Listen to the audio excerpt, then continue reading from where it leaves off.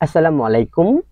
স্বপ্ন পূরণের জন্য আছেন জব অ্যাসিস্ট্যান্টের সাথে থাকবেন স্বপ্ন পূরণ হওয়ার আগ পর্যন্ত ইনশাআল্লাহ। আপনারা যারা গণিতে খুবই দুর্বল, চাকরি পরীক্ষায় গণিতে ফুল মার্ক পেতে চান, তাদের জন্য আমাদের বিশেষ আয়োজন গণিত জিরো টু হিরো। আমরা এই পর্বটি শুরু করেছি একদম শূন্য থেকে, যেখানে আপনি শিখতে পারবেন গণিতের সকল নিয়ম এবং প্রতিটি অঙ্কই করা হয়েছে সুপার শর্টকাট নিয়মে। এখনকার আয়োজনে আমরা দেখব গণিত জিরো টু হিরো এই পর্বের 11তম পর্ব এবং শতকরার দ্বিতীয় পর্ব। প্রথমেই 8 নম্বরে যে অঙ্কটি আছে সেটি হলো 4/5 কে শতকরায় প্রকাশ করলে কত হয়। খেয়াল করুন, সহজ একটি অঙ্ক। আমাদের 4/5কে যদি শতকরা তথা 100 সাথে তুলনা করি কত হবে, আমরা এখানে কাটাকাটি করতে পারি। 5 দিয়ে কাটলে 5×20=100 তথা 4 এবং 20 গুণ করলে হয় আমাদের 80। তাহলে 80% অর্থাৎ 4/5কে শতকরায় প্রকাশ করলে সঠিক উত্তর হবে 80%। প্রশ্নটি বন অধিদপ্তর, প্রহরী, জুনিয়র এবং বিভিন্ন পরীক্ষাতেই এই টাইপের পরীক্ষায় প্রশ্নগুলো মাঝে মাঝে আসে। 9 নম্বর প্রশ্নটি হলো 6/15কে শতকরায় প্রকাশ করলে কত হয়। খেয়াল করুন, আমাদের 8 নম্বরের মতো সিমিলার অঙ্ক 6/15, এটিকে যদি আমরা 100 এর সাথে তুলনা করি, 100%-এর সাথে, যেহেতু শতকরা, আমরা এখানে কাটাকাটি করতে পারি। আমরা 5 দিয়ে কাটতে পারি, 3×5=15 এবং 5×20=100। এটাকে আমরা 3 দিয়ে কাটতে পারি, 3×2=6 তথা 2×20 অর্থাৎ 40%। তাহলে আমাদের সঠিক উত্তর হবে অপশন ঘ, 40%। আশা করছি এই নিয়মের অঙ্কগুলো আপনারা সহজেই করতে পারবেন। আমাদের এই টাইপের অঙ্কগুলো দুটি দেখালাম, 8 এবং 9। এই টাইপের অঙ্কগুলো করার জন্য আপনারা এই নিয়মটাই ফলো করবেন।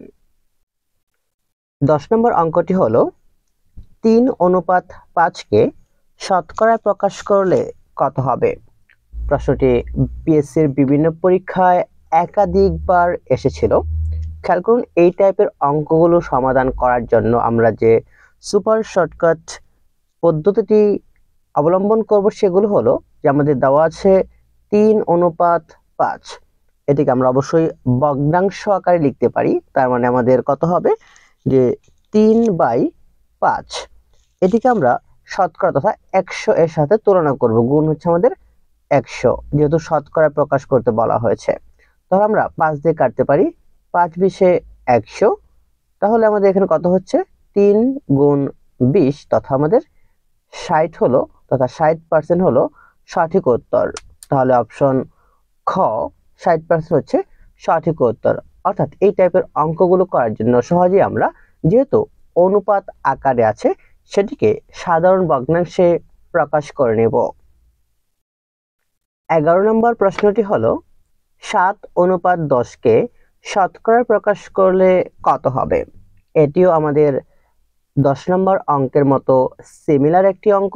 সহজে যেহেতু অনুপাত আকারে আছে, অবশ্যই আমরা এটিকে সাধারণ ভগ্নাংশে প্রকাশ করে নেব।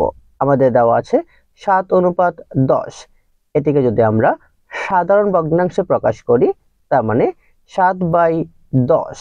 এটিকে যদি আমরা 100 এর সাথে তুলনা করি, তাহলে শতকরা, তার মানে 100% সাথে তুলনা করলে আমরা যেখানে কাটাকাটি করি আমাদের কত হবে, আমরা কাটতে পারি 10×10=100, 7×10 তথা আমাদের 70% হবে সঠিক উত্তর। তাহলে অপশন ঘ হলো সঠিক উত্তর, 70%। 12 নম্বর অঙ্কটি হলো 20 এর 20% সমান কত।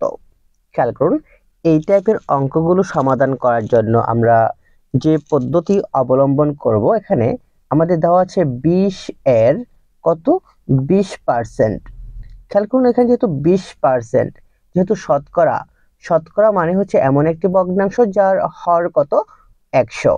তার মানে আমরা এটিকে লিখতে পারি 20 এর কত, যেহেতু আমাদের 20%, তাহলে উপরে হচ্ছে আমাদের 20 আর নিচে আমাদের হর হবে 100। এখন যদি আমরা এটিকে কাটাকাটি করি, আমরা কাটতে পারি 20 দিয়ে কাটলে 5 20 100, আর 5 দিয়ে আমরা 20 কাটতে পারি 4। তাহলে সঠিক উত্তর হলো আমাদের 4। অপশন খ হলো সঠিক উত্তর। 13 নম্বর অঙ্কটি হলো 50 এর 10% কত? প্রশ্নটি পিএসসির বিভিন্ন পরীক্ষায় একাধিকবার আসছিল, তাই অবশ্যই আমাদের পরীক্ষার জন্য গুরুত্বপূর্ণ। এখানে আমরা যেভাবে করব, আগের যে অঙ্কটি করেছিলাম একই নিয়মে করব। এখানে আমাদের দেওয়া আছে 50 এর কত, আমাদের 10%। তাহলে আমরা এখানে যেহেতু 10%, এটিকে আমরা কি লিখতে পারবো, যে ভগ্নাংশ, যেহেতু এখানে আমাদের 10%, সরি 50 এর 10%, তাহলে আমরা এই 10% কত লিখতে পারবো, 10% লিখতে পারবো 50 এর 10 বাই হচ্ছে 100। এখানে যদি আমরা কাটাকাটি করি, আমরা 50 কে 2 দিয়ে কাটতে পারি 2, 2 দিয়ে আবার কাটতে পারি 10 কে 5। তাহলে সঠিক উত্তর হচ্ছে আমাদের 5। তাহলে অপশন ঘ হলো সঠিক উত্তর 5। 14 নম্বর অঙ্কটি হলো 125 এর 125% সমান কত? এই প্রশ্নটিও পিএসসির বিভিন্ন পরীক্ষায় একাধিকবার এসেছিল। খেয়াল করুন, আমাদের দেওয়া আছে 125 এর 125%। তো খেয়াল করুন, আমাদের আগের মতোই 125%কে আমরা কত লিখতে পারবো, যে 125%কে আমরা লিখতে পারবো যে 125 বাই হচ্ছে 100, যেহেতু শতকরা আছে। এখন খেয়াল করুন, আমরা একটু সহজ করার জন্য, যেহেতু আমরা ক্যালকুলেটর ব্যবহার করতে পারবো না, তাই এটিকে আমরা 125 গুণ 125, উপরে হচ্ছে নিচে আমাদের 100, উপরে যদি আমরা গুণ করি তাহলে কত হবে, উপরে গুণ করলে আমাদের হবে 15,625 হবে, আর নিচে হবে আমাদের 100।